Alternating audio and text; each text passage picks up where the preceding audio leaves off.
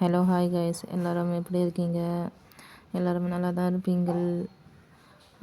Today நாங்கள் பார்க்க போகிறது என்னன்னு பார்க்கலாம். அதுக்கு முன்னால் தி ஸ்பான்சர் பை மோட்டோ ஷாப்பிங்.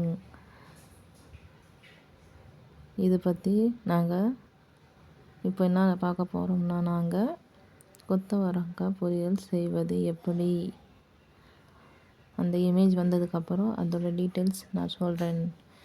இது பை மோட்டோ ஆப், ஷாப்பிங் ஆப்பு. நம்ம ஷாப்பிங் பண்ணலாம். இதில் எல்லாமே க்ரோசரி ஐட்டம்ஸ் எல்லாமே இருக்குது. ஷாப்பிங் பண்ணுங்கள், நல்லாயிருக்கும். சேவிங்ஸ் சூப்பராக இருக்குது. இதில் நம்ம கிட் கொடுத்துருக்காங்க, அந்த கிட்டை நம்ம வாங்கலாம். வாங்கினதுக்கப்புறம் எப்படி இருக்குதுன்னு நான் கமெண்ட் பண்ணுறேன். எல்லோருமே சொல்லுங்கள், கமெண்ட் பண்ணி சொல்லுங்கள் என்ன இருக்குது எப்படி இருக்குதுன்னு சொல்லிட்டு. இப்போ நாங்கள் பார்க்க போகிறது கொத்தவரங்காய் பொரியல் செய்வது எப்படி. இதில் 2 வெங்காயம், 2 தக்காளி, கொஞ்சோண்டு தேங்காய், இது எல்லாமே தக்காளி வெங்காயம் ஆஞ்சி வச்சுக்கணும். தேங்காவை கொஞ்சோண்டு ஒரு 2 பத்த தேங்காய் எடுத்து நம்ம அரைச்சி வச்சுக்கலாம். இதில் ஒரு கடாய் வச்சு எண்ணெய் ஊற்றி கடுகு போட்டு கொஞ்சோண்டு கருவேப்பிலை போட்டு தக்காளி வெங்காயம் ரெண்டுமே போட்டு நல்லா வதக்கி, அதில் கருவாடு போட்டு கொஞ்சம் வதக்கி, அதுக்கப்புறம் கொத்தவரங்காய் எடுத்து போட்டு நல்லா வதக்கணும்.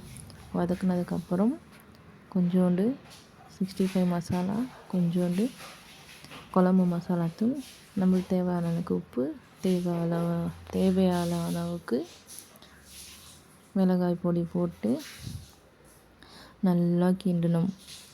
நல்லா கிண்டினதுக்கப்புறம் கொஞ்சம் கிரேவியாக வரும், அதான் லைட் ப்ரௌன் கலராக சேஞ்ச் ஆகும்.